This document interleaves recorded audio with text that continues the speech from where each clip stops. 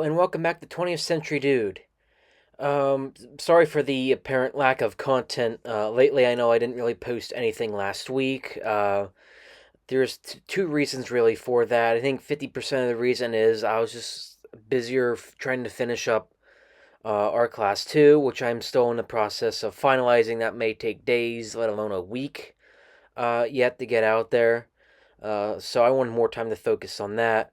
And the other reason is I think after my pap's passing, I don't really have a lot of time to myself. So aside from pushing out some content and just trying to find whatever little time I have beyond art class 2 and work, I'm just going to really let it up to myself.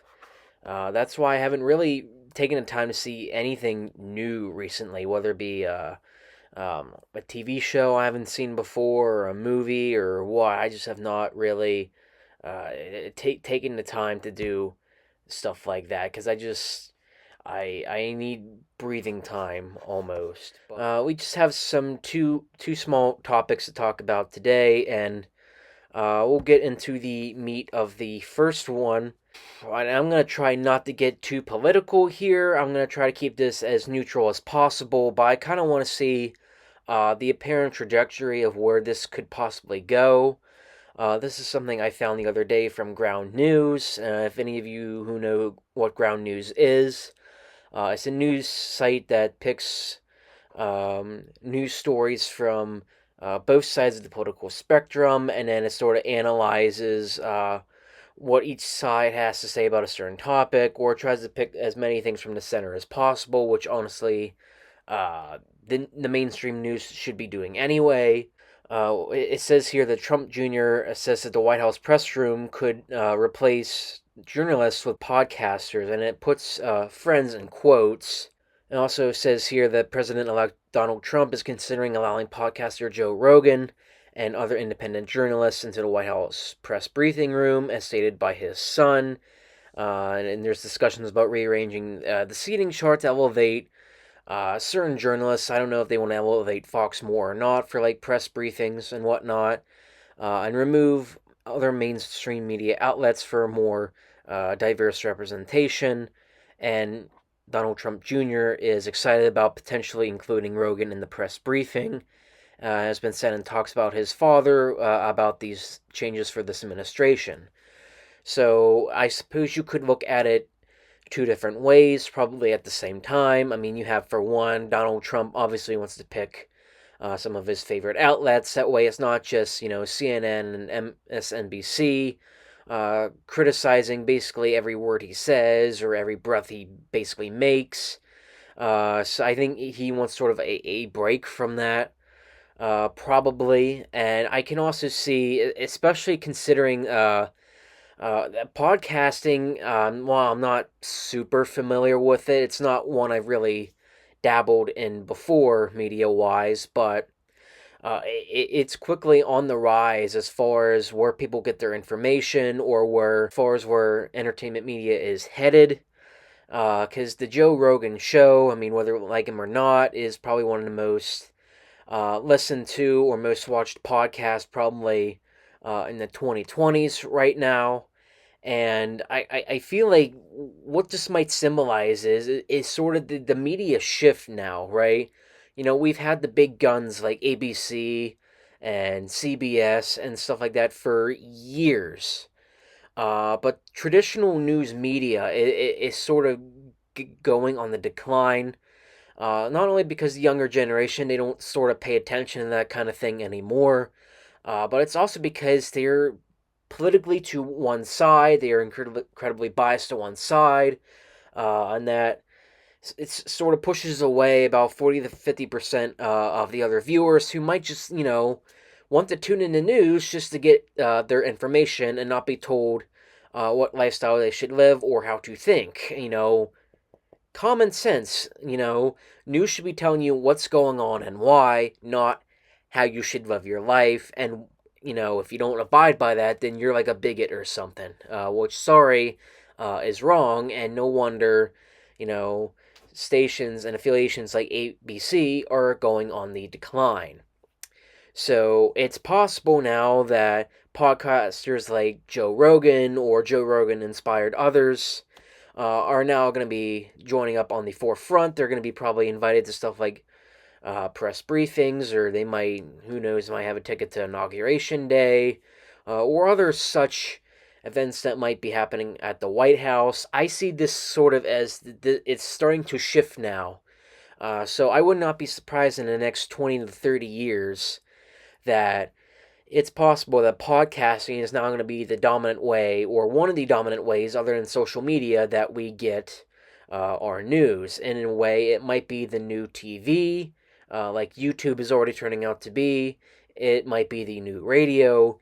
We'll just have to wait and see. I see this sort of as a not only a technological, but sort of just a media shift in general, probably.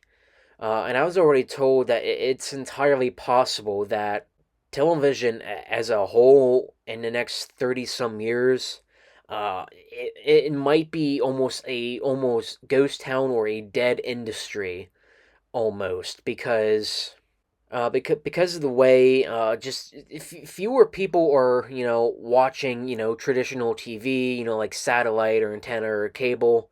That's really a dying business now, especially since the FCC recently just cut almost billions in funding to cable TV stations across the United States. So, one that I just worked at, it wasn't a good job, but one that I worked at last summer and this summer. Now it's really going to be dying a faster death, or even one that I'm shouting for right now, unfortunately. Even the university just cut funding to them, unfortunately, because the broadcast television is just going on the decline. So, and you just get other mediums like, more people are watching and listening to YouTube, more people are tuning into like podcasts and stuff like that.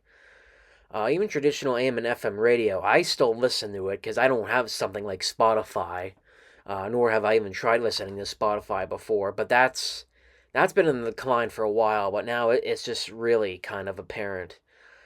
So yeah, this is a really interesting media shift, I think. And the other thing I wanted to talk about today, something when I saw this, it's just probably the biggest laugh I've had in probably a week, and obviously I need kind of laughter like that. How Kraven the Hunter now marks Sony's last film in their failed Spider-less universe.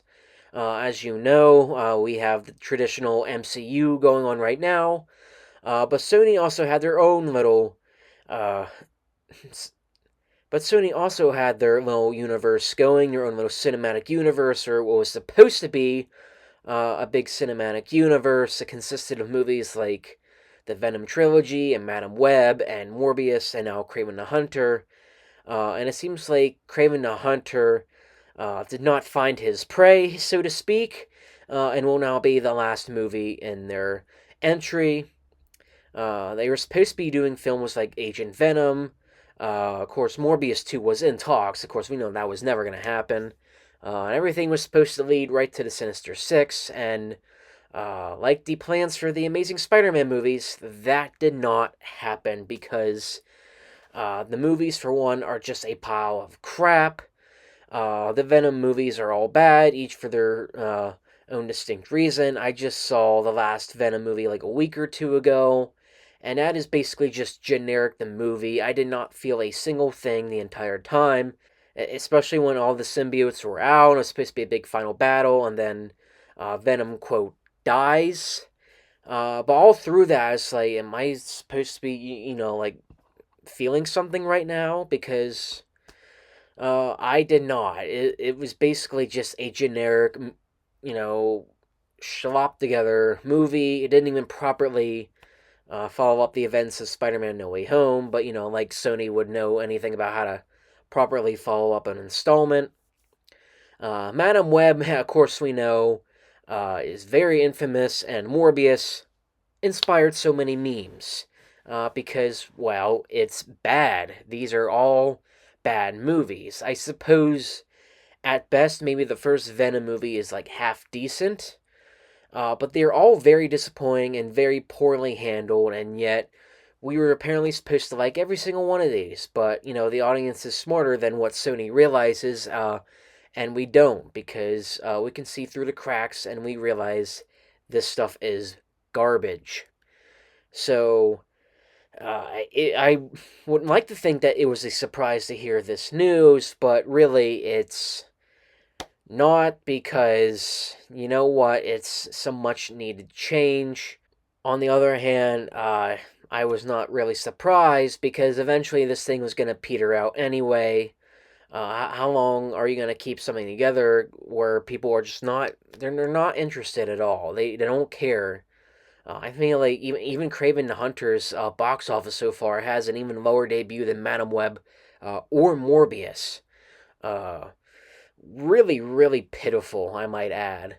But of course, if you follow the channel for a while, then you probably know that I've been jabbing at this little mini franchise for quite a while because the Sony Spider-Man, or I call it the Spiderless universe, is really just a joke. It's really nothing more than a whole bunch of movies meant to, retain rights to that IP, which is Spider-Man and Spider-Man adjacent characters. That's really all it is. And they tried to make a cinematic universe after it, and it just didn't work because it turns out, common sense that people, when they go see a Spider-Man movie, they want to see Spider-Man in it. But here's Kraven the Hunter, and where's Spider-Man? He's not hunting him. Oh well, I guess there's no Spider-Man. Oh well! But, so we decided, let's just march forward with this crap anyway, and, well, they're paying for it now, because someone on the, committee finally decided enough is enough and we're scrapping this crap. So, other than Beyond the Spider-Verse, which who even knows when the heck that's releasing, and Tom Holland's Spider-Man stuff they do in conjunction with the MCU, I feel like, I don't know, unless something pops up, that's kind of it for Sony. So, goodbye to that little universe, and, good riddance. And at the time of this video, no, I did not watch Kraven the Hunter yet. I haven't even seen it pop up at my local theater. Maybe they realize it's not worth wasting their time for it, so they, but common sense. But yeah, that's just two bits of interesting news I found. Thankfully, the Spider-Verse universe is over, and hopefully Sony can get on a better trajectory with Spider-Man, and I feel like media as a whole, it's changing right now, so who knows what kind of interesting stuff we have lying ahead of us. But that's all I have for today. Thank you for tuning into 20th Century Dude, and I hope to have Art Class Part 2 up very soon, so hopefully within a week. But otherwise, thank you for tuning in today, and see ya.